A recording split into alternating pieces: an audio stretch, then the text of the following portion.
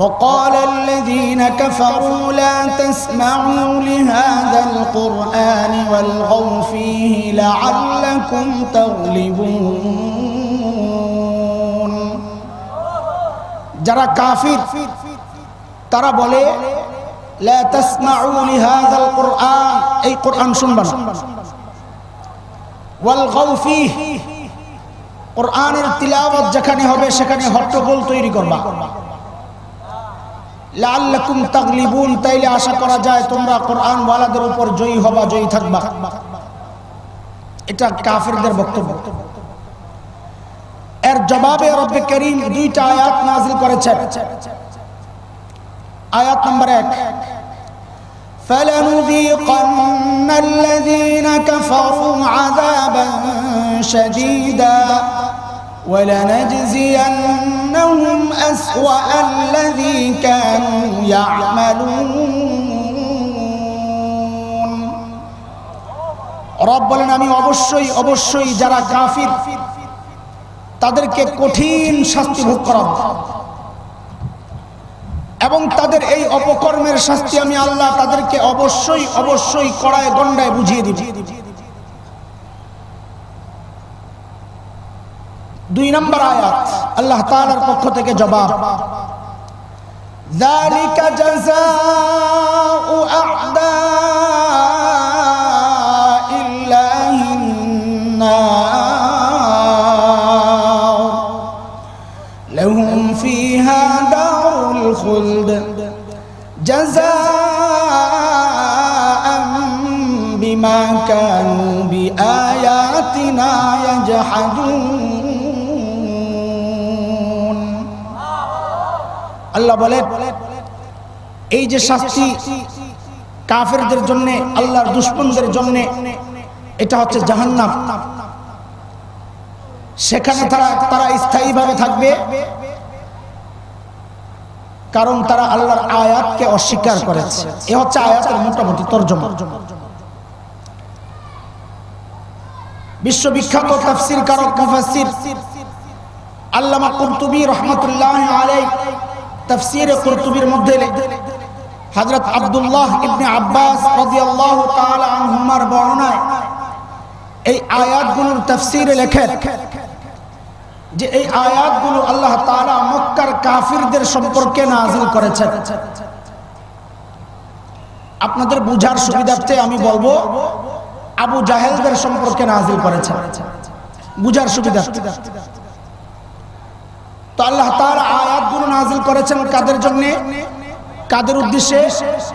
জোরে বলেন, আমার সাথে কথা বলতে হবে, আমি বোবা মানুষের সাথে কথা বলতে পারি। কাদের সম্পর্কে নাযিল করেছেন?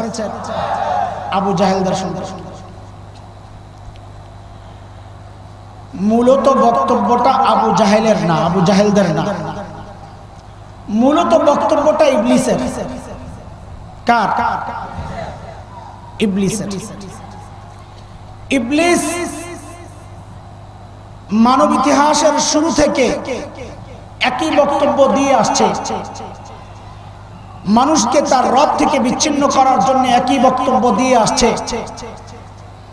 মানুষ যেন তার রব থেকে বিচ্ছিন্ন হয়ে যায়, এটাই ইবলিসের চূড়ান্ত টার্গেট।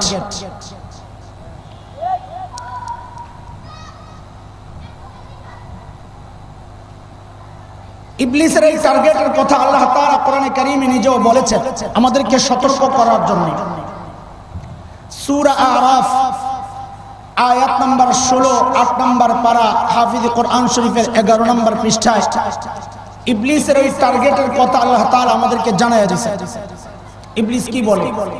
ইবলিস বলে, قال فبما أغويتني لأقعدن لهم صراطك المستقيم। আল্লাহ যাদের কারণে আপনি আমাকে আপনার কাছ থেকে দূরে সরাইয়া দিলেন, আমি কিন্তু এদেরকে ছাড়ব না। বলি কি করবি? বলে তারা যেই রাস্তা দিয়ে আপনার কাছে আসবে ওই রাস্তার নাম হইল সিরাতে মুস্তাকিম। আমি ওই রাস্তার মধ্যে বসে যাব, তারা যেন আপনার পর্যন্ত আসতে না পারে। তাইলে ইবলিসের শুরু থেকেই তার টার্গেট মানুষকে রব থেকে বিচ্ছিন্ন করা। আর এই কাজটা করার জন্য ইবলিস বেছে নিয়েছে মানুষকে আসমানি কিতাব থেকে দূরে সরায় দেওয়া। এটা হচ্ছে রাস্তা। কারণ ইবলিস জানে মানুষকে কোরআন থেকে অথবা আসমানি যে কোনো কিতাব থেকে পূর্বের ধর্ম অনুযায়ী কোরআন থেকে যদি মানুষকে দূরে সরানো যায় তাহলে মানুষকে তার রব থেকে বিচ্ছিন্ন করা সহজ হয়ে যাবে। এটা ইবলিস জানে। আলোচনা কিছু বিক্ষিপ্ত কথা আপনাদের সামনে তুলে ধরতে হবে আমাকে, নানান জায়গা থেকে। একটু মনোযোগ লাগবে। শুরুতে অনেকের মনে হইতে পারে কথা এলোমেলো হচ্ছে মনে হয়, এই জন্য কথাটা ভেঙে নিচ্ছি। আমি একটা উদাহরণ দিয়ে থাকি এই ক্ষেত্রে, যে আপনি মেজবান, হোস্ট, বাড়িওয়ালা, মেহমান আসছে বাড়িতে, আপনি বাজারে যাবেন। তো মেহমান বলতেছে ভাই তোমার সাথে আমিও বাজারে যাব, দেখি আসলে বাজারটা কেমন। তো বাজারে গেছেন, এখন আপনি একবার মাছের দোকানে, একবার গোশতের দোকানে, একবার চালের, একবার ডালের, একবার তরকারি, স্বাভাবিক। তো মেহমান বলে ভাই তুমি বাজার করবা, ভালো কথা, এত দোকানে কেন ঘুরো? তো মেজবান কি জবাব দেয়? মেজবান জবাব দেয় আমি কয় দোকানে ঘুরি এটা তো তোমার বিষয় না, তুমি দেখবা দস্তরখানে বা খাবার টেবিলে খানা ঠিক আছে কিনা। কথা বুঝেন না? আমি শুরুতে একটু বাজারে ঘুরবো আপনাদেরকে নিয়ে। আপনারা মেহমান, আমি মেজবান, আপনারা গেস্ট, আমি হোস্ট। আপনাদেরকে নিয়ে একটু বাজারে ঘুরবো। কখনো চালের দোকানে যাব, কখনো ডালের দোকানে যাব, কখনো গোশতের দোকানে, কখনো মাছের দোকানে। আপনি শুধু আমার সাথে সাথে একটু ঘুরে আপনি দেখেন শেষমেশ খাবার টেবিলে খানা ঠিক আছে কিনা, ওইটা আপনার হইলেই তো চললো নাকি। তো মনোযোগ সহকারে আমার পিছনে পিছনে চলে। বাজারে কিন্তু অনেক অলিগুলি, খেয়াল না করলে হারিয়ে যাবেন, শেষে খাওয়াও জুটবে না কপালে। দোস্ত মহতারাম, বলতেছিলাম ইবলিস মানুষকে কয়েকটা বিষয় শুরুতে বলবো। এক হচ্ছে ইবলিসের চূড়ান্ত টার্গেট হচ্ছে মানুষকে রব থেকে বিচ্ছিন্ন করে দেওয়া। এটা একটা কথা আমি ইতিমধ্যে বলে ফেলেছি। দুই নম্বর কথা হচ্ছে ইবলিস মানুষকে রব থেকে বিচ্ছিন্ন করার জন্য সবচেয়ে বড় মাধ্যম যেটাকে বানিয়েছে সেটা হচ্ছে ইবলিসের চেষ্টা হচ্ছে মানুষকে তার রবের যে কালাম কোরআন, এই কোরআন থেকে মানুষকে দূরে সরাইয়া দেওয়া। কারণ ইবলিস জানে মানুষকে কোরআন থেকে দূরে সরাইলে মানুষ অটোমেটিক তার রব থেকে বিচ্ছিন্ন হয়ে যাবে। দুই নম্বর কথা। তিন নম্বর কথা হচ্ছে ইবলিস বড় বাটপার। বাটপার কোনোদিন মানুষকে এক পদ্ধতিতে ধোঁকা দেয় না। ইবলিসও মানুষকে এই ধোঁকা, কোরআন থেকে মানুষকে দূরে সরানোর জন্য সব যুগের আবু জাহেলদেরকে দিয়ে যে বক্তব্যটা দেওয়ায়, আপনি আর আমি এটা যেন না ভাবি যে রসুলের যুগের আবু জাহেলরা মানুষকে কোরআন থেকে দূরে সরানোর জন্য যেই শব্দগুলো ব্যবহার করেছে, যেই রাস্তা তারা গ্রহণ করেছে, এই যুগের আবু জাহেলরাও মানুষকে কোরআন থেকে দূরে সরানোর জন্য একই পদ্ধতি গ্রহণ করবে, এই চিন্তা যেন আমরা না করি। এই কথা। তিন নাম্বার। চার নাম্বার হলো দস্তরখান। সেটা হচ্ছে সময়ের একজন আলেম হিসাবে সময়ের মানুষকে সচেতন করা, দেখায় দেওয়া চোখে আঙ্গুল দিয়ে এই যুগের আবু জাহেলরা কোন কোন লাইনে মানুষকে কোরআন থেকে দূরে সরানোর চক্রান্তগুলো করে। এই চারটা বিষয় লাইন ধরে মনে রাখেন খালি, ইনশাআল্লাহ। প্রথম কথা যেটা বললাম, ইবলিস চায় মানুষকে রব থেকে বিচ্ছিন্ন করার জন্য। এটা ইবলিসের চ্যালেঞ্জ, আমি করব। পদ্ধতি কি, রাস্তা কি? বলে সিরাতে মুস্তাকিমে বসে যাব। তো সিরাতে মুস্তাকিম কি? সিরাতে মুস্তাকিম হচ্ছে কোরআন শরীফ। এই জন্য দেখেন না, নামাজ আমরা যখন তিলাওয়াত করি ইহদিনাস সিরাতাল মুস্তাকিম সিরাতাল লাযীনা আন'আমতা আলাইহিম গায়রিল মাগদুবি আলাইহিম ওয়ালাদ-দাল্লিন।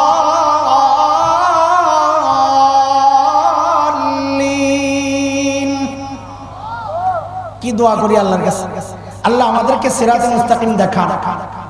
সূরা ফাতিহা পড়ার পর কোরআনের একটা সূরা পড়তে হয় অথবা একটা আয়াত পড়তে হয় প্রথম 2 রাকাত। মানে কি? বা সুন্নতের সব রাকাতে মানে কি? আল্লাহ বলতেছেন, বান্দা তুমি আমার কাছে যে সিরাতে মুস্তাকিম চাইছো, এই লো নগদে দোয়া কবুল করলাম, এরপরে কোরআন শরীফ পড়ো, ওইটাই সিরাতে মুস্তাকিম। কথা বুঝে আসছে? 2 নম্বর কথা,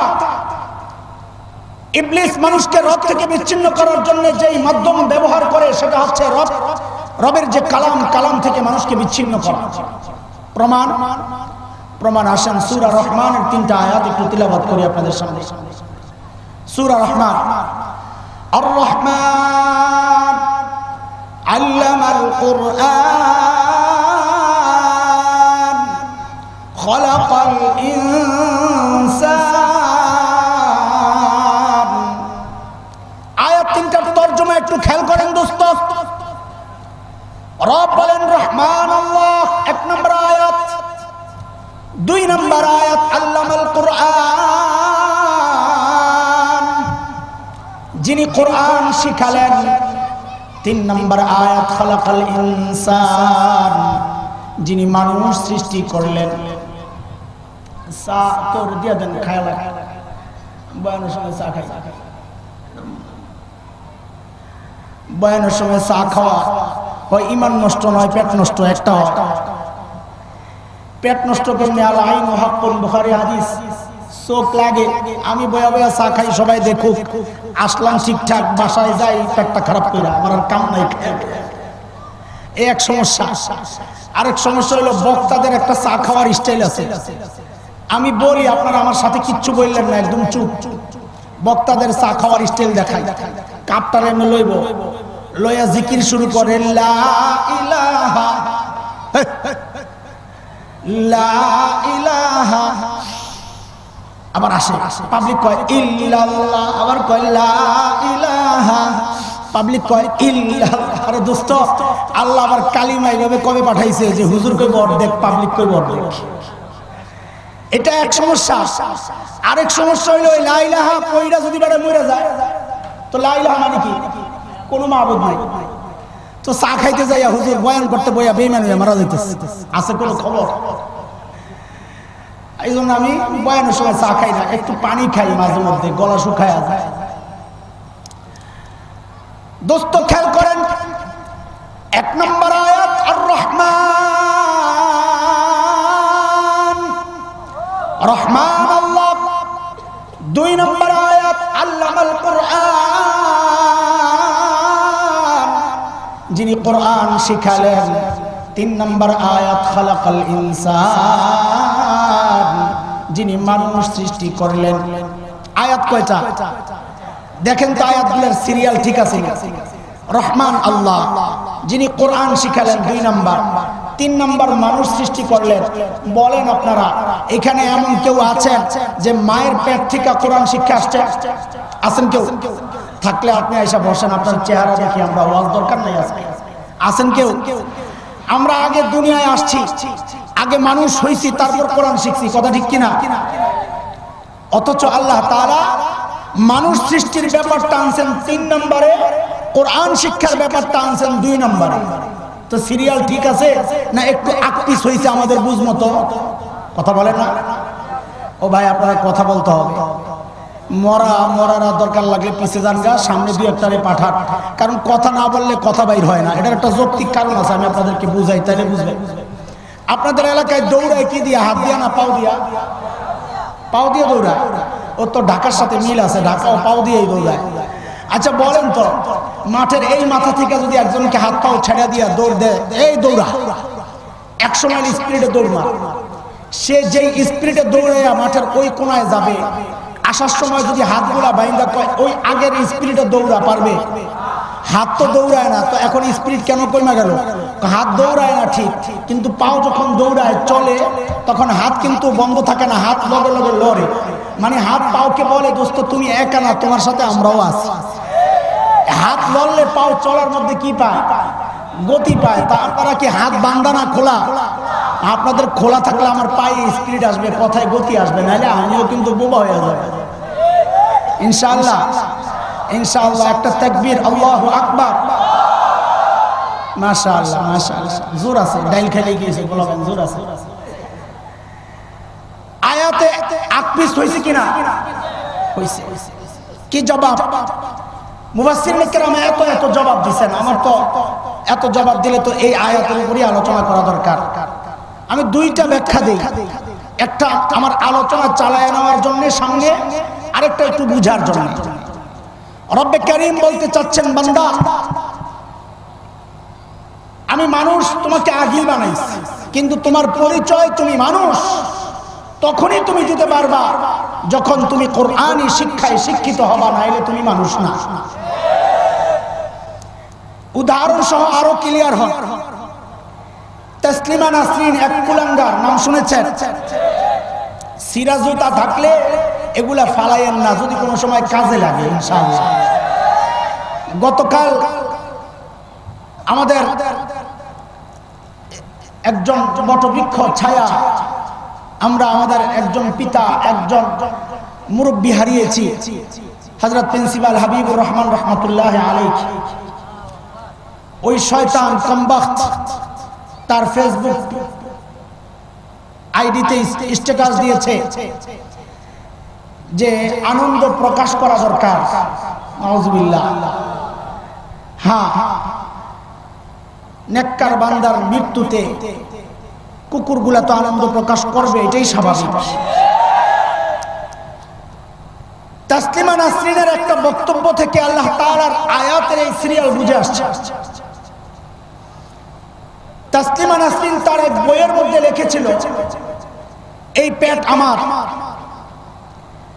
আমার পেটের মধ্যে আমি কার বাচ্চা নিব, কোথার থেকে নিব, কিভাবে নিব, আমার ইচ্ছা। কোন ধর্ম, কোন সমাজ আমাকে বাধ্য করতে পারবে না। আমরা বলি আরে এই জন্যই তো আল্লাহ তাআলা কোরআনে সূরা রহমানের আয়াতগুলোকে এইভাবে সাজাইছে, কারণ যেখান থেকে খুশি সেখান থেকে বাচ্চা গ্রহণ করা, এটা তো কোনো মানুষের চরিত্র না, এটা তো কুত্তার চরিত্র। তাসলিমা বুঝাইয়া দিছে আমি দেখতে মানুষ, কিন্তু কোরআনী শিক্ষা না থাকায় আমার ভেতরটা মানুষ না, আমি আর কুত্তার মধ্যে কোনো পার্থক্য নাই। এই কারণে আল্লাহ তাআলা আয়াতগুলোর সিরিয়াল এমনি করছে। এটা এক ব্যাখ্যা। আরেক ব্যাখ্যা, আয়াতগুলোকে উপর থেকে নিচের দিকে সাজান। এক নম্বর আয়াত আর রহমান, মাঝখানে আল্লামাল কোরআন, নিচে খালাকাল ইনসান। উপরে রহমান, মাঝখানে কোরআন, নিচে ইনসান। রব জানায়া দিচ্ছেন বান্দারে, আমি আল্লাহ রহমান উপরে, তুমি ইনসান নিচে। আমি রহমানের রহমত যদি তুমি ইনসান পর্যন্ত আনতে চাও, দুনিয়ার কোন ইজমার পদ্ধতি কাজ হবে না, রাস্তা একটাই, সেটা হচ্ছে রহমান আর ইনসান, রহমান আর বান্দার মাঝখান দিয়া কোরআনকে ঢুকায়া দাও। কোরআনকে মাঝখানে ঢুকায়া দাও, রবের সাথে মানুষের সম্পর্ক তৈরি হয়ে যাবে। এই জন্য শয়তানের টার্গেট হইল মানুষকে কোরআন থেকে দূরে সরাইয়া দাও, তাইলে মানুষ তার রব থেকে বিচ্ছিন্ন হয়ে যাবে। এটা গেল দুই নম্বর কথা। তিন নম্বর কথা, শয়তান কোনদিন মানুষকে এক পদ্ধতিতে ধোঁকা দেয় না। এটা শয়তানের নিজেরও চ্যালেঞ্জ যে আমি কোনদিন এক পদ্ধতিতে ধোঁকা দিব না। সূরা আরাফ আয়াত নম্বর 17, 8 নম্বর পারা, হাফিজ কোরআন শরীফের 11 নম্বর পৃষ্ঠার 5-6 লাইনগুলোতে দেখলে পেয়ে যাবে। ইবলিসের বক্তব্য আল্লাহ আমাদেরকে জানায় দিয়েছেন গোমর ফাঁক। ইবলিস বলে, সুম্মা লাআতিয়ান্নাহুম মিন বাইনি আইদিহিম ওয়া মিন খালফিহিম ওয়া আন আইমানিহিম ওয়া আন শামাইলিহিম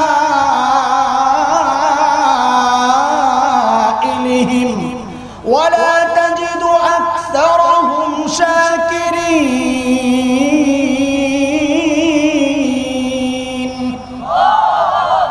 ইবলিস বলে, আল্লাহ আমি ধোঁকা কেমনে দিব জানেন?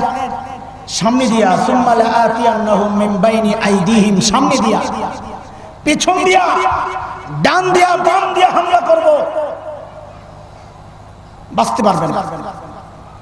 মুফাসসিরিনে কেরাম ব্যাখ্যায় বলেছেন এর অর্থ হচ্ছে ইবলিস মানুষকে এক পদ্ধতিতে ধোঁকা দিবে না, সামনে দিয়া না পারলে পেছন দিয়া যাবে, পেছন দিয়া না পারলে ডান দিয়া যাবে, ডান দিয়া না পারলে বাম দিয়া যাবে, সে তার চক্রান্ত চালাইয়াই যাবে যতক্ষণ না পর্যন্ত বান্দাকে বেঈমান বানায়া কবরে না পাঠাবে ততক্ষণ পর্যন্ত শয়তানের চক্রান্ত চলতেই থাকে। একটা উদাহরণ দিই আপনাদেরকে। শয়তান যে এক পদ্ধতিতে ধোঁকা দেয় না, হেডলাইনটা মনে রাখেন। শয়তান মানুষকে এক পদ্ধতিতে ধোঁকা দেয় না, এটা হচ্ছে হেডলাইন। এই হেডলাইনের আন্ডারে কিছু কথা এবার শুনে আল্লাহ তাআলা আমাদেরকে বোঝানোর জন্য কোরআনে এর উদাহরণ পেশ করেছেন। শয়তান মানুষকে এক পদ্ধতিতে ধোঁকা দেয় না। সূরা আরাফের 20-21 নম্বর আয়াত আল্লাহ তাআলা বিষয়টা ক্লিয়ার করে দিয়েছেন। বান্দা দেখ, হযরত আদম এবং হাওয়া আলাইহিস সালামকে শয়তান যখন ধোঁকা দেয় তখন এক পদ্ধতিতে ধোঁকা দেয় নাই, একটা মিস আরেকটা মিস, 3 নাম্বার মিস তো 4 নাম্বার। আল্লাহ তাআলা বলতেছেন, খেয়াল করে, فوسوس لهما الشيطان ليبدي لهما ما وري عنهما من سوآتهما وقال ما نهاكما ربكما عن هذه الشجرة إلا أن تكونا ملكين أو تكونا من الخالدين وقاسمهما إني لكما لمن الناصحين।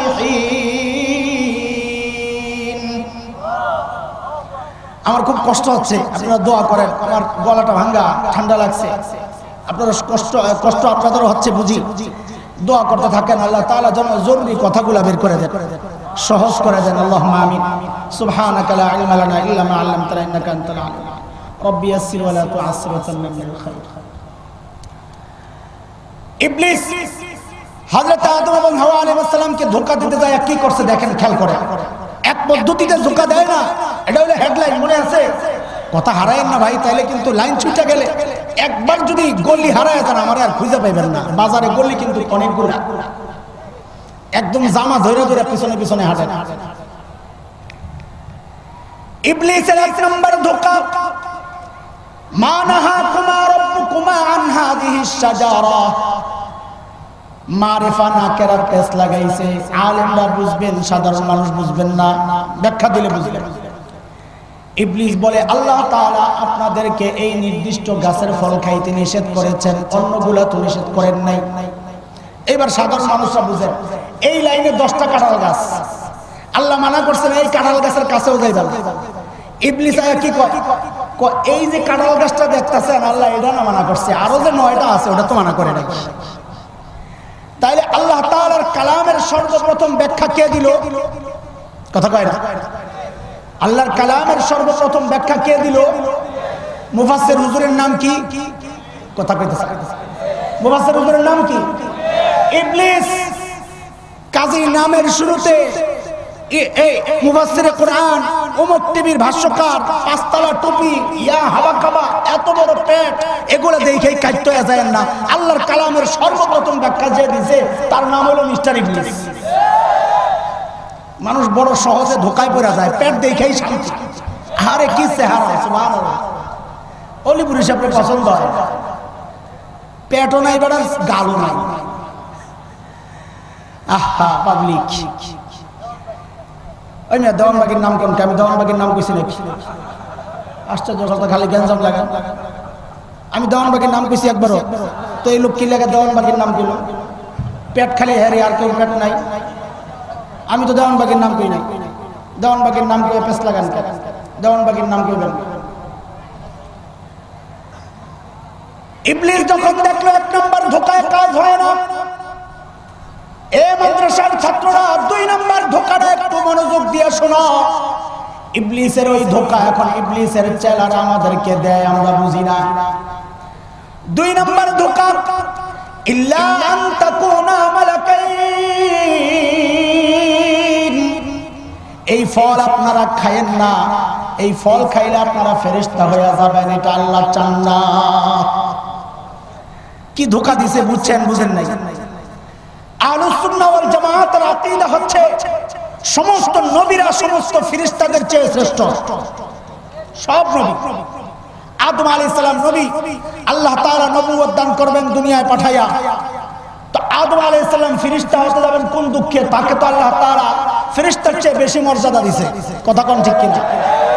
ঠিক একই ধোঁকা এখন মাদ্রাসার ছাত্রদেরকে দেওয়ার চেষ্টা হয়। কিভাবে? কওমি মাদ্রাসা, অন্য মাদ্রাসা, এক শ্রেণীর মানুষ আমাদের হিতাকাঙ্ক্ষী সাইজা এখন আমাদের ছাত্রদের ব্রেন ওয়াশ করার জন্য এই কথাগুলো বাজারে ছেড়ে দিচ্ছে। আমাদের ছাত্ররা কেউ কেউ ওই ধোঁকার মধ্যে পাও দিচ্ছে। কি বলে? যে তোমার সিলেবাস, শিক্ষা সিলেবাস সংস্কার করা দরকার, ইংরেজি ঢুকানো দরকার, বিজ্ঞান ঢুকানো দরকার। কেন?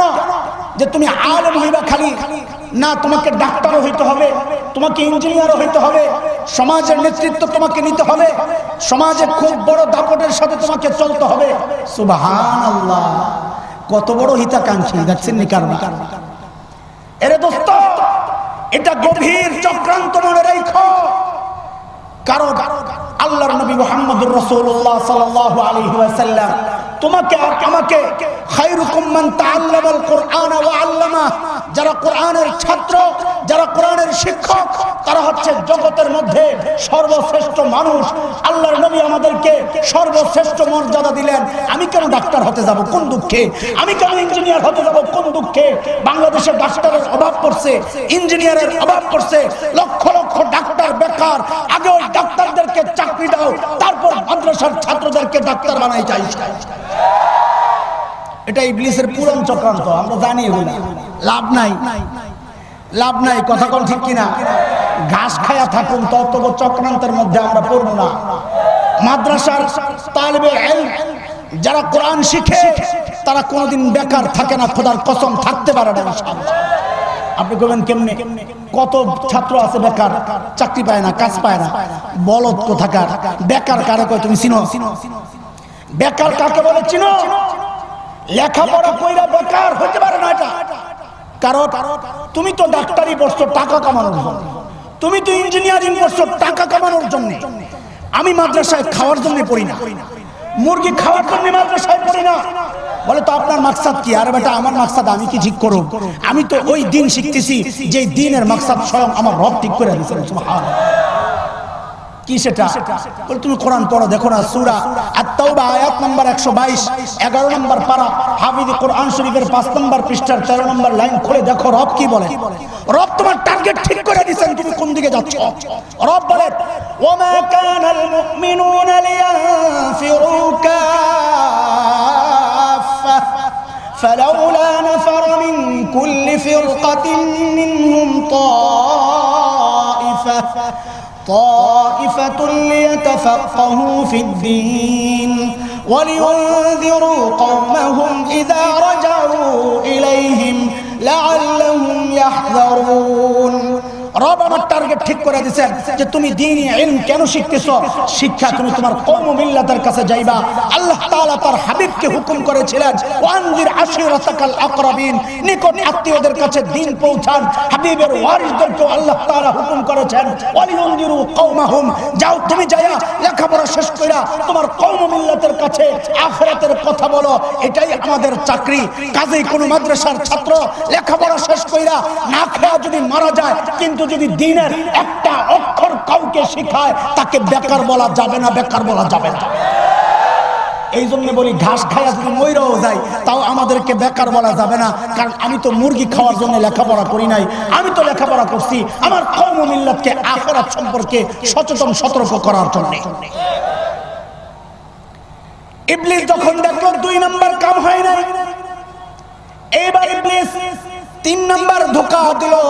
কি বইলা? আও তাকুনা মিনাল খালিদিন,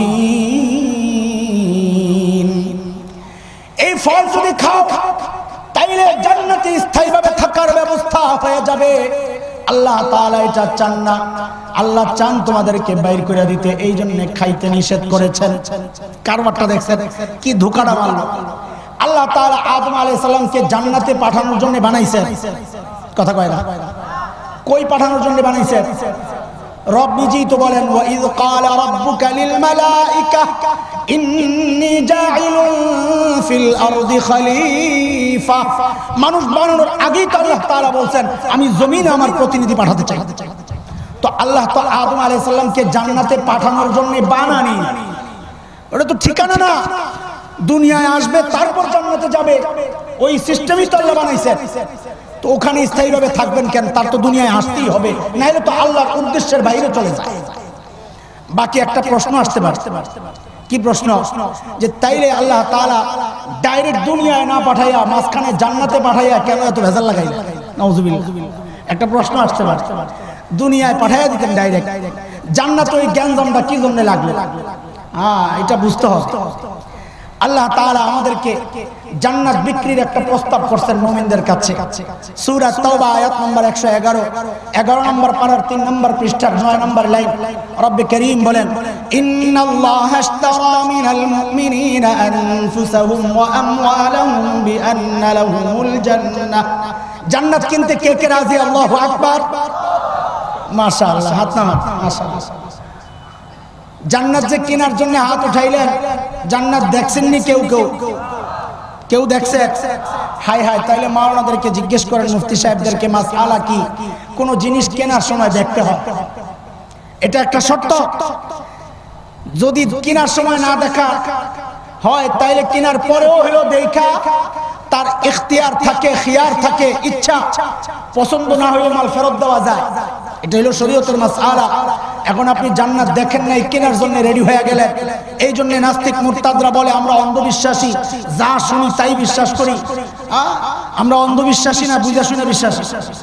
কথা বলেন না, কই কেমনে বুঝা শুনে হইলেন? জান্নাত তো না দেখেই কেনার জন্য রেডি হয়ে গেছে। দোস্ত, এটা বুঝার জন্য বুঝেন আগে।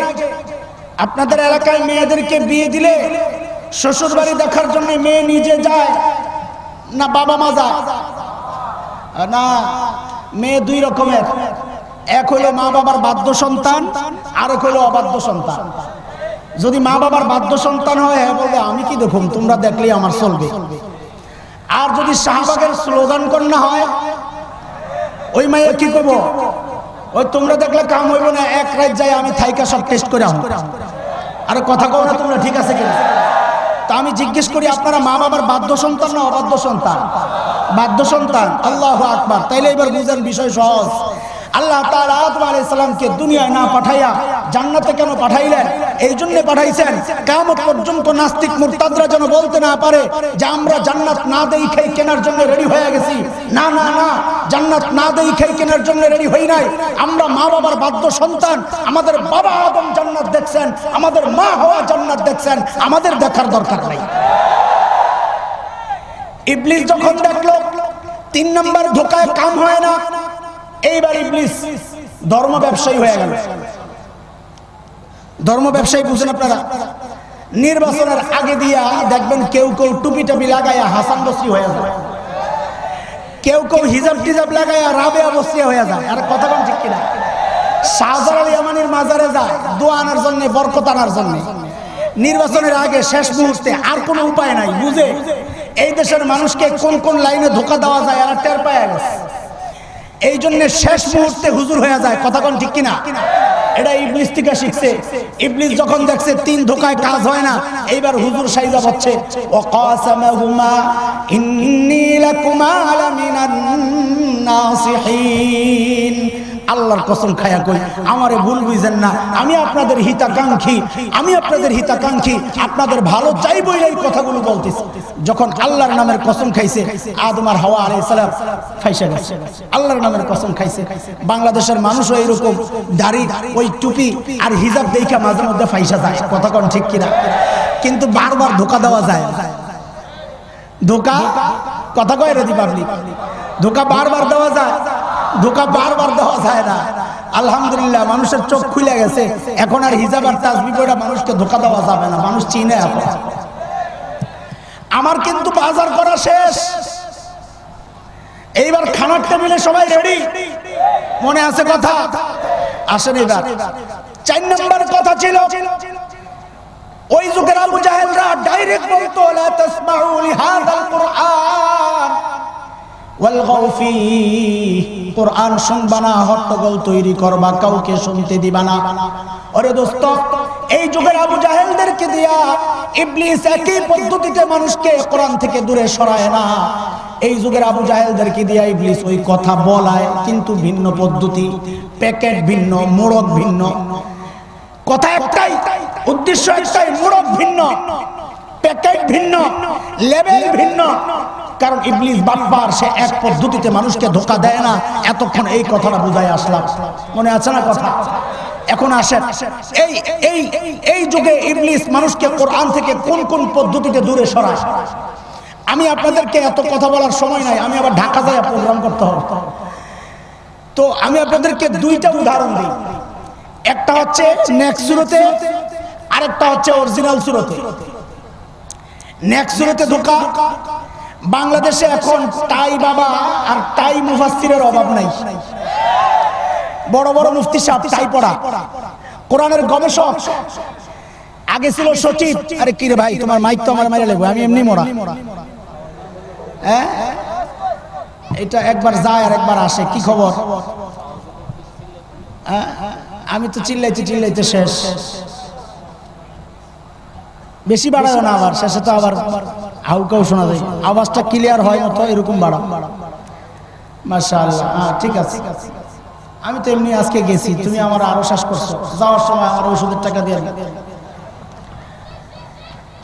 কিছু টাই মুফতি আছে বাংলাদেশে, আছে সমাজে বিশৃঙ্খলা বিভ্রান্তির সৃষ্টি করা নতুন নতুন ফতোয়া জারি কইরা, আছে কিনা? আমি একটা উদাহরণ দিই খালি। বাংলাদেশে এখন কিছু ওইরকম গবেষক যারা ইঞ্জিনিয়ার ছিল, ডাক্তার ছিল, আর্মি পার্সন ছিল, সচিব ছিল, অবসর গ্রহণ করে কোরআনের রিসার্চ করে এখন রিসার্চ সেন্টার খুলছে। ওনারা এখন গবেষক, মানুষকে কোরআনের তাফসীর শোনায়। ভালো কথা। আকাবির আসলাফদের রেখে যাওয়া যে পদ্ধতি, ওই পদ্ধতির বাইরে কেউ যদি যায়, সে আমার বাবা হইলেও, সে আমার দলের আমির সাহেব, সাদ সাহেব হইলেও আমরা ছাড়ি না। কথা কোন সত্যি না? কারণ আকাবির আসলাফের পথ ছাড়া তুমি যেই রাস্তায় যাইবা, ওই রাস্তা বিভ্রান্তির রাস্তা, ওই রাস্তা ধোঁকার রাস্তা, ওই রাস্তা গুমরাহির রাস্তা, কোনো সন্দেহ নাই। ফতোয়া আসছে নতুন, কোরআন শরীফ অর্থ না বুঝা পড়লে কোনো লাভ নাই। এতদিন তো টাই বাবা করে আমরা এই ফতুয়ার বিরুদ্ধে কথা বলতাম, কিন্তু আমাদের কপাল কপাল, এখন এই ফতুয়া মাওলানা সাদ সাহেব দেওয়া শুরু করছে। কপাল আমাদের। অর্থ ছাড়া কোরআন পড়লে সওয়াব হয় কি হয় না, আগে বলেন। দলিল দিলে ওলামায়ে কেরাম হাজার হাজার দলিল আপনাদেরকে দিবে ইনশাআল্লাহ, রেডি আছে। আমি শুধু সহজে আপনারা বুঝার জন্য একটা দলিল দিই, সহজে বুঝার। আল্লাহর নবী সাল্লাল্লাহু আলাইহি ওয়াসাল্লাম বলেছেন, মান ক্বারা হারফান মিন কিতাবিল্লাহ ফালাহুল হাসানাহ ওয়াল হাসানাতু বিআশরি আমসালিহা। যে ব্যক্তি কোরআনের একটা অক্ষর পড়বে তার কয় নেকি? 10 নেকি। এই হাদিসের মধ্যেই আল্লাহর রাসূল আরো ব্যাখ্যা দিয়া বলতেছেন, আমি বলি না এই কথা আলিফ লাম মিম একটা হরফ, এটা আমি বলি না। আমি বলি আলিফ একটা হরফ, লাম একটা হরফ, মিম একটা হরফ। আপনারা বলেন এবার হরফ কয়টা? ব্যাখ্যা আপনারা দেন, ফতুয়া আপনারাই দেন, আমার দেওয়ার দরকার নাই। এত সোজা যে ফতুয়া আপনারাই দিতে পারবেন। এইবার বলেন আপনারা, আলিফ পড়লে কয় নেকি? লাম পড়লে কয় নেকি? মিম পড়লে কয় নেকি? টোটাল এবার বলেন তো আপনারা, আলিফ লাম মিম পড়লে কয় নেকি? কয় নেকি?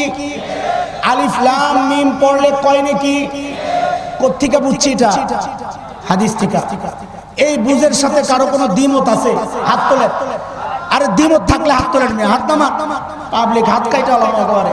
কারো কোনো দ্বিমত আছে? আমাদেরও কোনো দ্বিমত নাই। আলিফ লাম মিম পড়লে কয় নেকি আবারও বলেন।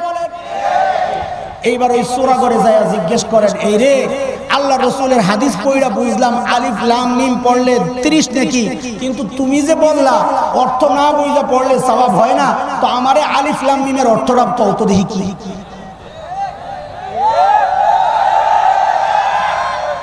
আলিফ লাম মিমের অর্থ কি? মুফাসসিরিন কিরাম তাফসীরের কিতাবে কি লিখেছেন, আল্লাহু আ'লামু বিমুরাদিহি বিযালিক, এটার যে কি অর্থ আল্লাহই ভালো জানে, আমি আন্দাজে কিছু কইলে কইতে পারি। এটার অর্থ হলো এটা আ'লাম, আল্লাহ ভালো জানেন। আমি যদি কিছু বলি বলবো আন্দাজি, দরকার নাই কেউ বলছেন কেউ বলেন নাই, তাহলে বোঝা গেল এটার অর্থ আল্লাহ বলেন নাই, আল্লাহ রাসূল বলেন নাই। তো আলিফ লাম মিম পড়লে যদি কোনো অর্থ খুঁজে না পাওয়া যায়, অথচ রাসূল বলতেছেন 30 নেকি, আর তোমরা বলো অর্থ না বুঝে বললে সওয়াব হয় না, তো আমরা যাবো কই? তুমগো কথা শুনবো না রাসূলের কথা শুনবো? প্রশ্নটা করাই তো অবান্তর। এই বক্তব্য দিয়া উম্মতকে কোরআন থেকে কিভাবে দূরে সরানোর ডিজিটাল চক্রান্ত এটা বলেন তো। এই যুগে ওই যুগের আবু জাহেলরা বলতো লা তাসমাউ লিহাযাল কুরআন, এই কোরআন শুনবা না, কাউকে শুনতে দিবা না।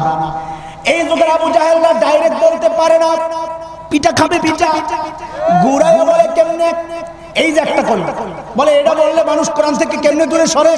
এরে দোস্ত তোমার খবর নাই, গভীরে যাও। বাংলাদেশের 95% মানুষ কোরআনের অর্থ জানে না। সে যখন বুঝবে কোরআন অর্থ ছাড়া পড়লে সওয়াব নেই, সে চিন্তা করবে তাহলে কোরআন পড়ে লাভ কি। এই ফতোয়াকে যদি এস্টাবলিশ করা যায়, সমাজে যদি প্রতিষ্ঠিত করা যায়, 95% মানুষ কোরআন পড়া ছেড়ে দিবে। কথা বল ঠিক কিনা? এটা চক্রান্তের একটা ধরন দেখাইলাম আমি, বাদ দেন এটা।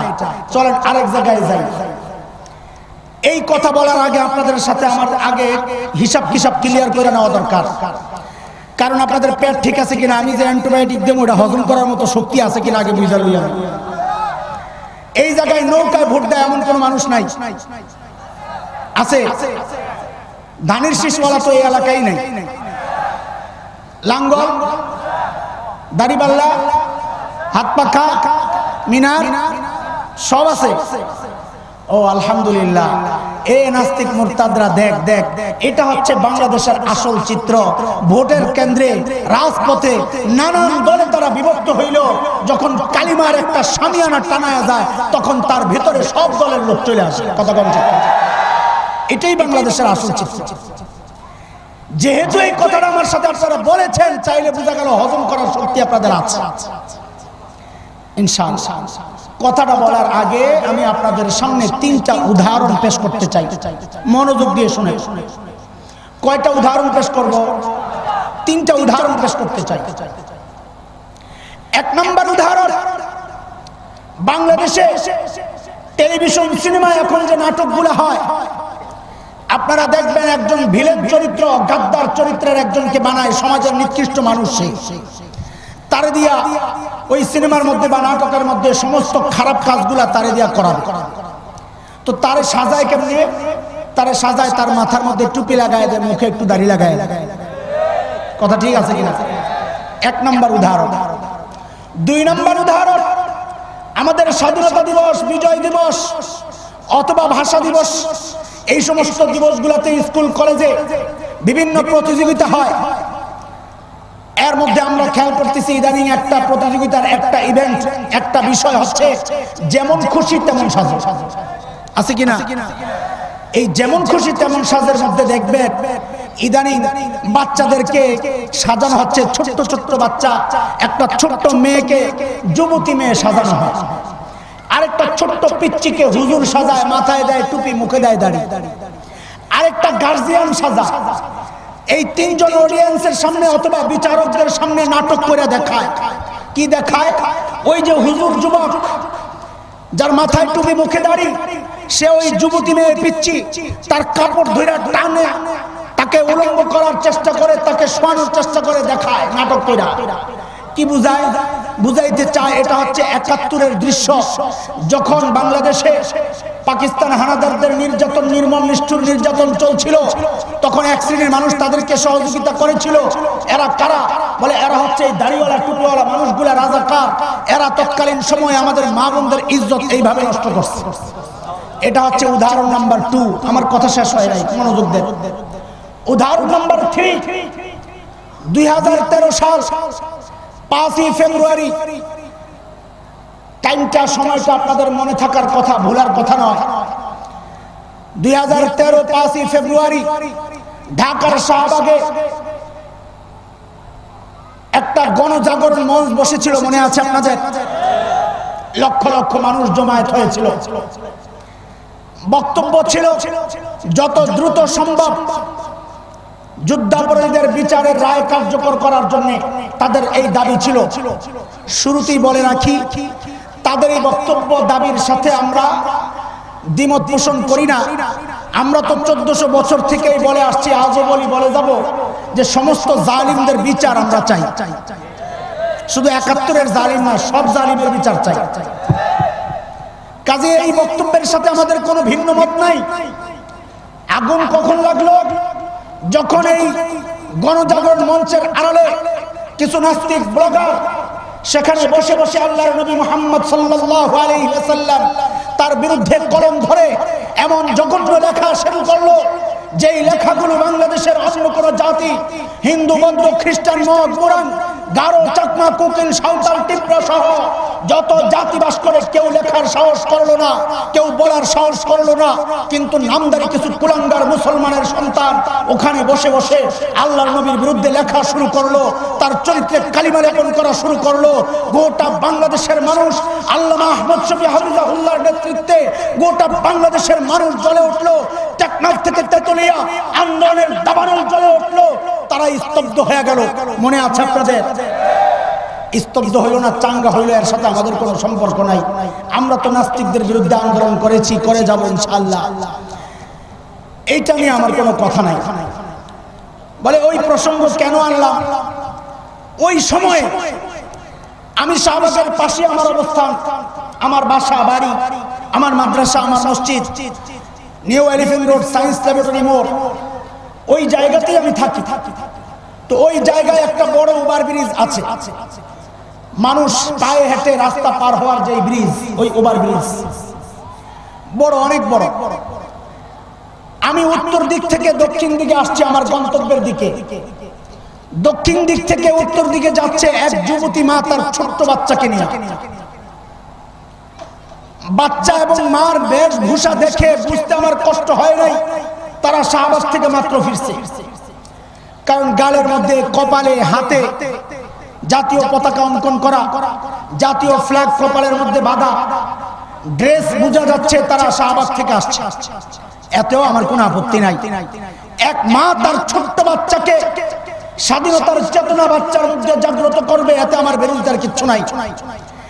এক মা জালিমের বিচার চায় তার সন্তানকে নিয়ে শাহবাগ চত্বরে যাবে, এতে আমার বিরোধিতার কিচ্ছু নাই। কিন্তু আপত্তির জায়গাটা কোথায়? ওই মা যখন আমাকে ক্রস করছে, এর ভাই কারোর সাথে হওয়া ঘটনা নয়, কারো বর্ণনা করা ঘটনা নয়, আই উইটনেস, একদম চাক্ষুষ আমার সামনে আমার সাথে হওয়া ঘটনা। মা তার ছোট্ট বাচ্চাকে শিখিয়ে দিচ্ছে আমাকে দেখিয়ে দেখিয়ে বলার জন্য, বলো বলো তুই রাজাকার, তুই রাজাকার। আমি হতবাক হয়ে গেলাম। ছোট্ট বাচ্চা, সে রাজাকার দেখতে কেমন তা জানতো না। রাজাকারের চরিত্র সম্পর্কে হয়তো শাহবাগ থেকে জেনে আসছে, কিন্তু রাজাকার দেখতে কেমন, হাট্টিমা টিমটিম, তারা মাঠে বাড়ে ডিম, তাদের খাড়া দুটো সিং, এই টাইপের কিছু কিনা সে তো তা জানতো না।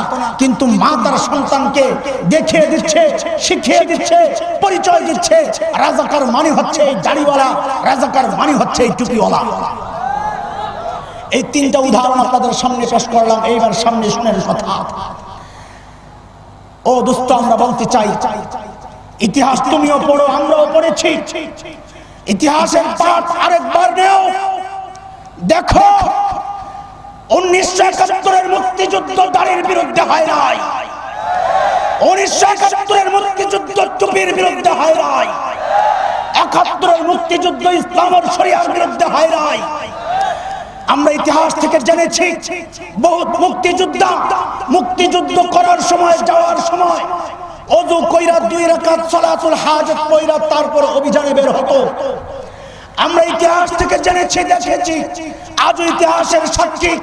মুক্তিযুদ্ধ জাদুঘরে যারা দেখো, ওই সময় সেই সমস্ত রাজাকাররা ধরা পড়েছিল, তাদের অধিকাংশের মুখে দাড়ি ছিল না, মাথায় টুপি ছিল না। ইতিহাস সাক্ষী। রেসকোর্সের ঐতিহাসিক ভাষণ তোমরা আবারও শোনো। স্বাধীনতার মহান ঘোষক, দেশের দেশ মাটি ও মানুষের নেতা বঙ্গবন্ধু শেখ মুজিব ওই দিন যখন ভাষণে বলেছিলেন, এবারের সংগ্রাম মুক্তির সংগ্রাম, এবারের সংগ্রাম স্বাধীনতার সংগ্রাম, রক্ত যখন দিয়েছি রক্ত আরো দেব ইনশাআল্লাহ, স্বাধীনতার ঘোষক ইনশাআল্লাহ বলে মুক্তিযুদ্ধের ঘোষণা দিলেন। বোঝা গেল মুক্তিযুদ্ধ আল্লাহ আর শরীয়তের বিরুদ্ধে হয় না। কথা বলেন ঠিক কিনা? তাইলে আমাদের জিজ্ঞাসা, এরা কারা যারা মুক্তিযুদ্ধকে দাঁড়ের বিরুদ্ধে দাঁড় করাতে চায়? আমরা জিজ্ঞেস করতে চাই, এরা কারা যারা মুক্তিযুদ্ধকে ইসলামের বিরুদ্ধে দাঁড় করাতে চায়? এই স্পষ্ট কথা, এই স্পষ্ট কথা। এরা তারাই ওই যুগের আবু জাহেলরা ডাইরেক্ট বলতো লা তাসমাউ লিহাযাল কুরআন। এই যুগের আবু জাহেলরা ডাইরেক্ট তো বলতে পারে না। টুপির বিরুদ্ধে ঘৃণা সৃষ্টিকারী একটা প্রজন্ম তৈরি করছে, যেন আস্তে আস্তে আলেমদের প্রতি ওই প্রজন্মের ঘৃণা তৈরি হয়। আস্তে আস্তে কোরআন থেকে, কোরআনের ধারক বাহক উলামায়ে কেরাম থেকে মানুষগুলোকে দূরে সরাইতে পারলে মানুষগুলোকে কোরআন থেকে দূরে সরাই দেওয়া সহজ হয়ে যাবে। কিন্তু বিষয়টা এত সোজা না। তোমরা জেনে রাখো, বিষয়টা এত সোজা না। কারণ এই দেশে ইসলাম কচুরি পানার মতো ভেসে আসে নাই। এই দেশের ইসলামের গোড়ায় শাইখুল হিন্দের রক্ত পড়েছে। কথা বলেন ঠিক কিনা? এই দেশের ইসলামের গোড়ায় হাফিজ হুজুরের চোখের পানি পড়েছে। হযরত আল্লামা সিরাজুল ইসলাম রাহমাতুল্লাহি আলাইহির চোখের পানি পড়েছে। আল্লাহু আকবার। আল্লামা মুফতি আমিনী রাহমাতুল্লাহি আলাইহির চোখের পানি পড়েছে। ও দোস্ত, শুনে রাখো, শুনে রাখো, শাইখুল হিন্দের রূহানি সন্তানরা বেঁচে আছে, মরে যায় নাই। 1971 একবার দেশ স্বাধীনের জন্য মুক্তিযুদ্ধ হয়েছিল দেশের ঈমান রক্ষায়, ইসলাম রক্ষায়। যদি আরেকটি যুদ্ধের প্রয়োজন হয় আবারও যুদ্ধ হবে, আবারও যুদ্ধ হবে।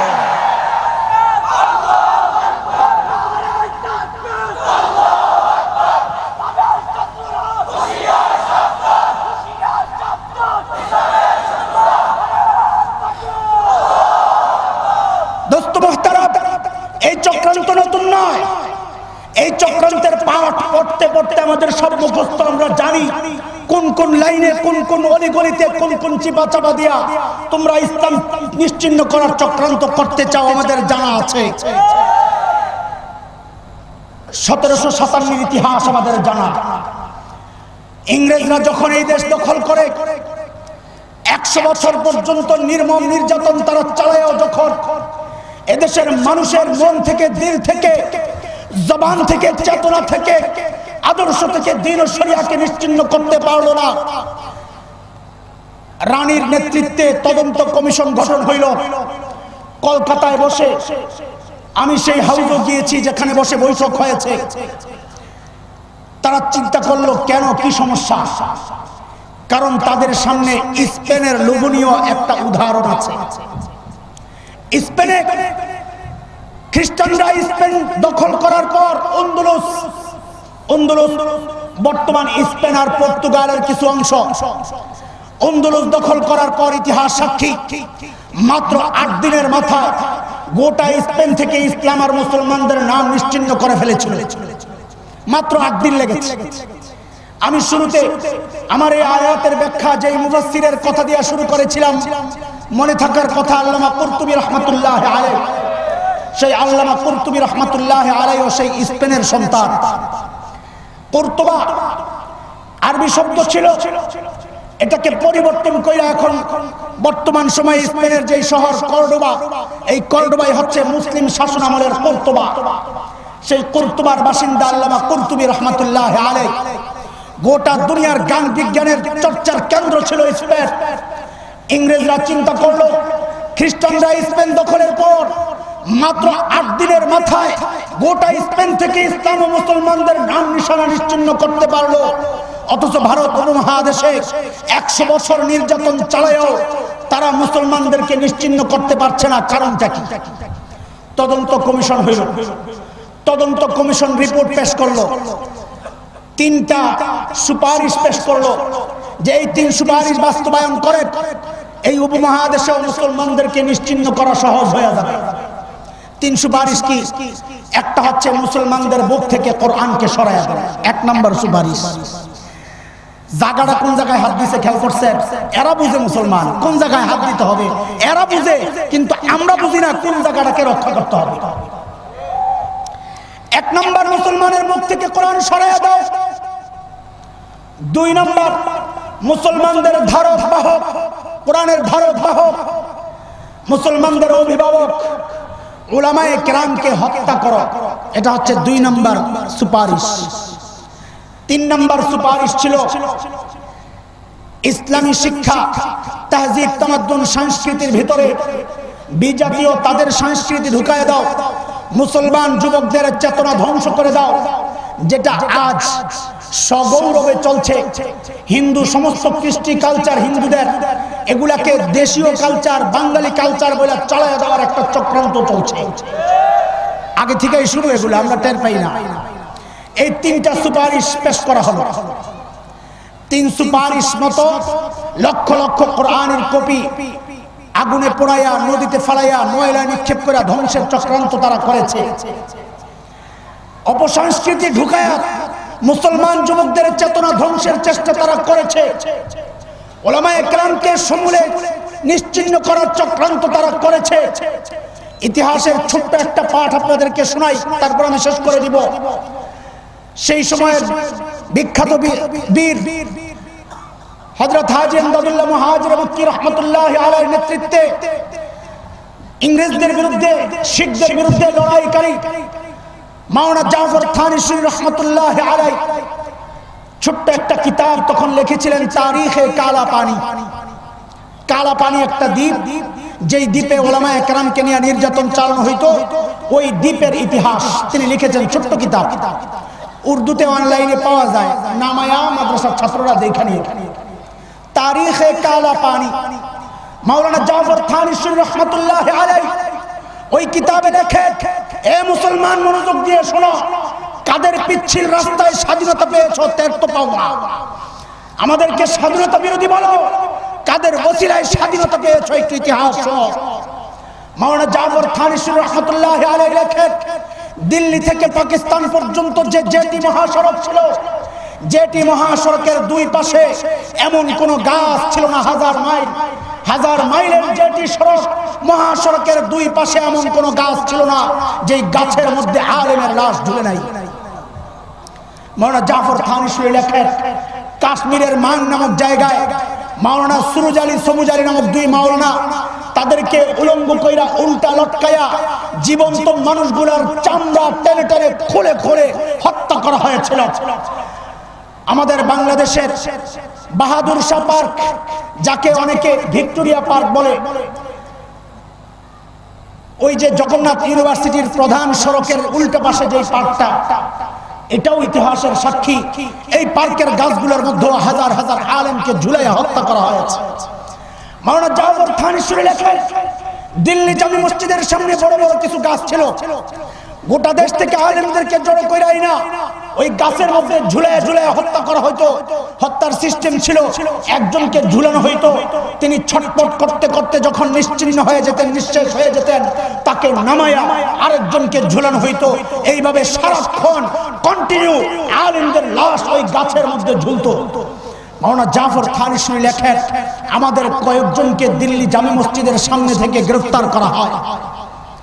আমাদেরকে যখন আদালতে পেশ করা হয়, আদালত আমাদেরকে পেশোয়ার জেলে পাঠিয়ে দেওয়ার নির্দেশ জারি করে, বলে আমাদেরকে লাহোর থেকে পেশোয়ার পাঠানোর সময়,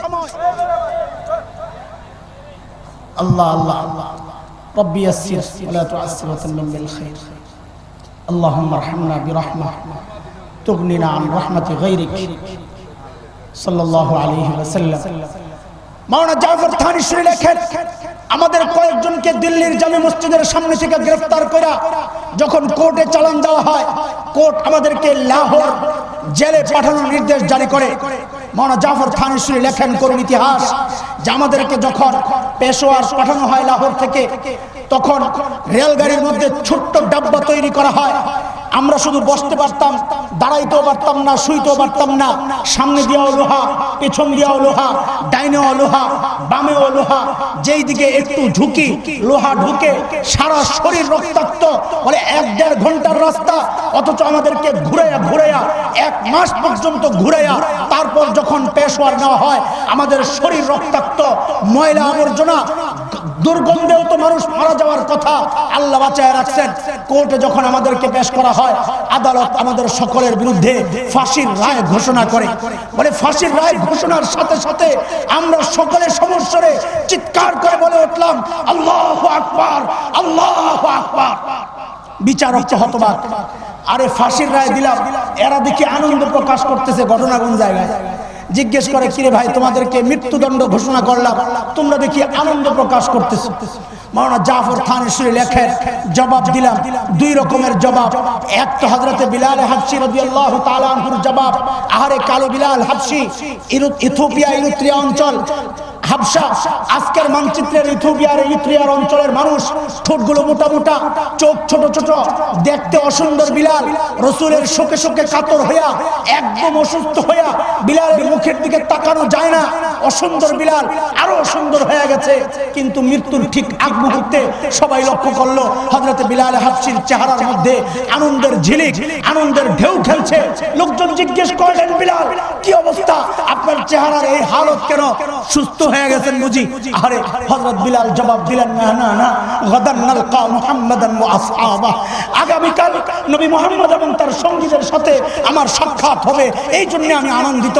মাওলানা জাফর থানেশ্বরী বলেন, আমরা বলে দিলাম আমাদেরকে ফাঁসি দেওয়ার সাথে সাথে নবীর সাথে আমাদের সাক্ষাৎ হবে, এই আনন্দ আমরা প্রকাশ করছি। আরেকটা কারণ হচ্ছে তোমাদের নির্মম নির্যাতন থেকে আমরা বেঁচে যাব, এটা এক আনন্দ। বিচারক ফাঁসির রায় ক্যান্সেল করে দিলেন, বলে তাদেরকে কালাপানির দ্বীপে পাঠিয়ে দাও। মাওলানা জাফর থানেশ্বরী বলেন, কালাপানি দ্বীপে পাঠানোর সময় বিচারকের কানে কানে কে জানি এসে পরামর্শ দিয়েছে, হুজুর একটা কাজ করে। কি কাজ?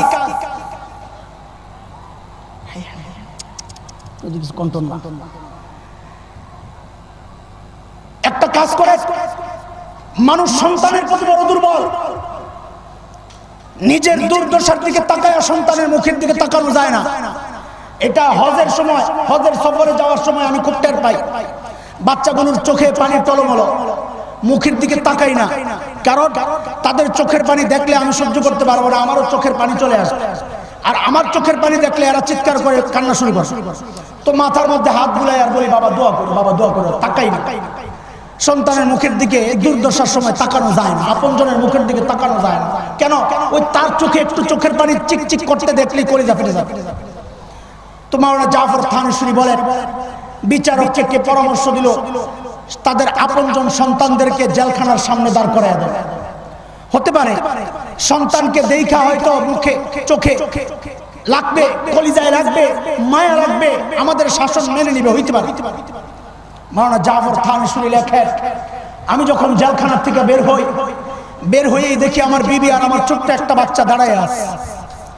ওই বাচ্চা বুঝে না ইংরেজ কি জিনিস, বুঝে না বাচ্চা ইংরেজ শাসন কি জিনিস, বুঝে না বাচ্চা, শরীয়ত বুঝে না, স্বাধীনতা বুঝে না। ওই বাচ্চা তো একটাই বুঝে, আরে কতদিন পর্যন্ত বাবার কোলের মধ্যে মাথা, বুকের মধ্যে মাথা রাখা আমি ঘুমাই না, বাচ্চা তো এটাই বুঝে। দৌড়ে আইসা বাবাকে জড়াইয়া ধরছে। মাওলানা জাফর থানেশ্বরী বলে, আমি বুকে তুলে নিলাম, মনে মনে চিন্তা করলাম আর কত, চলে যাই, বাচ্চাকে নিয়ে বাড়িতে চলে যাই।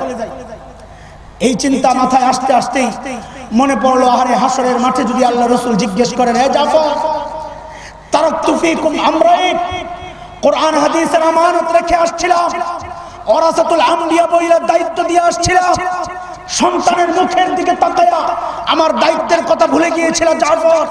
বলে আল্লাহ রাসূলকে কি জবাব দিব, ওই চিন্তা মাথায় আসার সাথে সাথে বাচ্চাকে নামায়া দিলাম। বিবিকে বললাম, বাচ্চাকে কোলে নাও। বিবি যখন বাচ্চাকে কোলে নেয়, ডাক দিয়ে বললাম, আরে বাবা, যদি জীবন্ত ফেরত আসি আবার সাক্ষাৎ হবে, আর যদি আবার ফেরত না আসি তাইলে বাবা জেনে রাখো, হাউজে কাউসারের পারে আল্লাহ রাসূলের সামনে আবার সাক্ষাৎ হবে। আমরা তাদের সন্তান, এইভাবেই স্বাধীনতা আসছে।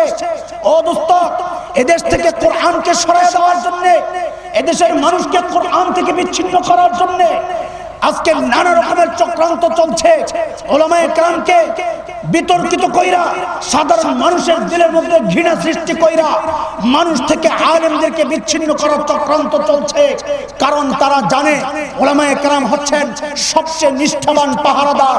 রাষ্ট্রেরও দ্বীনেরও পাহারাদারকে আক্রান্ত করতে পারলে এই দেশ দখল করা সহজ হয়ে যাবে। পাহারাদারদেরকে আক্রান্ত করতে পারলে এই দেশের ইসলাম নিশ্চিহ্ন করা সহজ হয়ে যাবে। কিন্তু তাদের উদ্দেশ্যে শেষ একটা উচ্চারণ করে যায়, এই শুনে রাখ কুলাঙ্গাররা, আফগানিস্তানের মাটি যখন রাশিয়ার শেষ লোকরা আফগানিস্তানের মাটিতে যখন উলামায়ে দেওবন্দের রক্ত স্পর্শ করেছিল, তখন রাশিয়ার শেষ লোকেরা পালাতে বাধ্য হয়েছিল। আরে কুলাঙ্গার শুনে রাখ, ভারত উপমহাদেশের জমিনে যখন উলামায়ে দেওবন্দের রক্ত স্পর্শ করেছিল, তখন ওই ব্রিটিশ লাল কুত্তারা পালাতে বাধ্য হয়েছিল। এই দেশের ইঞ্চি ইঞ্চি জমিনকে সোনার চাইতে খাঁটি মনে করি। এই দেশের ইঞ্চি ইঞ্চি জমিন রক্ষায়, ঈমান রক্ষায় রক্ত দিতে প্রস্তুত। আর উলামায়ে দেওবন্দের রক্ত যদি এই জমিন স্পর্শ করে, খোদার কসম খায়া বলি, একটা কুলাঙ্গারকে পালাতে দেওয়া হবে না, পালাতে দেওয়া হবে না। রাজি আছি মুসলমান? ঈমান ও শরীয়তের জন্য কে কে কুরবানি দিতে প্রস্তুত? আল্লাহু আকবার। তোমাদের বেশি উদ্যোগ নিতে হবে, কারণ তোমরা মুফতি আমিনের রুহানি সন্তান। আমরা দেখেছি বাংলাদেশে যখনই কোথাও ঈমান বিরোধী কোনো কার্যক্রম শুরু হয়েছে, সিলেট, ব্রাহ্মণবাড়িয়া, চিটাগাং থেকে ওই আগুন যেন ডাক উঠেছে। আজকে ওই রকম ডাক দরকার। কুলাঙ্গাররা ঈমানের বিরুদ্ধে, ইসলামের বিরুদ্ধে, কাদিয়ানি, নাস্তিক, মুরতাদ, শিয়া গ্রুপ, হিজবুত তাওহীদ, বিভ্রান্ত আতাতি গ্রুপ, এই সমস্ত গ্রুপ উলামায়ে কেরামের বিরুদ্ধে লেগেছে। আমরা তো আল্লাহ তাআলার হুকুম মানতে বাধ্য। ইয়া আইয়ুহাল্লাযীনা আমানুসবিরু ওয়া সাবিরু, সবর তো আমরা করব। সবরের একটা সীমা আছে। সবর করতে করতে যদি আমাদের পিঠ দেওয়ালে ঠেকে যায়, তাইলে কিন্তু আমরা রবের পরবর্তী হুকুম মানতে বাধ্য হব। ওরাবিতু, তখন কিন্তু ঠিকই অস্ত্র হাতে তুলে নিতে বাধ্য হব। আমাদেরকে বাধ্য করবেন না, লাঠি হাতে তুলে নিতে বাধ্য করবেন না। আমরা কিন্তু তাদের সন্তান। আমরা রক্ত দিতে জানি, আমরা কল্লা দিতে জানি, বুক থেকে কোরআন সরাইতে জানি না, বুক থেকে কোরআন সরাইতে জানি না। রাজি আছো মুসলমান? আল্লাহ তাআলা এই মাহফিলকে, এই মাদ্রাসাকে, এই গোটা অঞ্চলের হেদায়েতের মার্কাজ হিসাবে, একটা বড় ইসলামের ঘাঁটি হিসাবে কবুল ও মঞ্জুর করেন, আমিন। এই মাহফিল থেকে নতুন করে ঈমানি উদ্দীপনা, ঈমানি চেতনা জাগ্রত হোক, উচ্চারিত হোক। আমরা মরে যাই নাই, শাইখুল হিন্দের সন্তানরা মরে যায় নাই। যুগে যুগে শাইখুল হিন্দের সন্তানরা বেঁচে ছিল, বেঁচে থাকবে এই জমিনকে রক্ষায়, এই জমিনের ঈমান, ইসলাম, শরীয়ত রক্ষায়, কোরআনী শিক্ষা প্রতিষ্ঠান রক্ষায়। আমাদের আকাবিররা রক্ত দিয়েছেন, তাদের পিচ্ছিল রাস্তায় আমরা দ্বীন পেয়েছি, শরীয়ত পেয়েছি, স্বাধীনতা পেয়েছি। স্বাধীনতা রক্ষায়, ঈমান রক্ষায় যদি আমাদেরও রক্ত দিতে হয়, রক্ত দিতে প্রস্তুত, রক্ত দিতে প্রস্তুত, রক্ত দিতে প্রস্তুত ইনশাআল্লাহ। আল্লাহুম্মা আমিন। ওয়া আখিরু দাওয়ানা আলহামদুলিল্লাহি রাব্বিল আলামিন। ওয়াসসালামু আলাইকুম ওয়া রাহমাতুল্লাহি ওয়া বারাকাতুহু।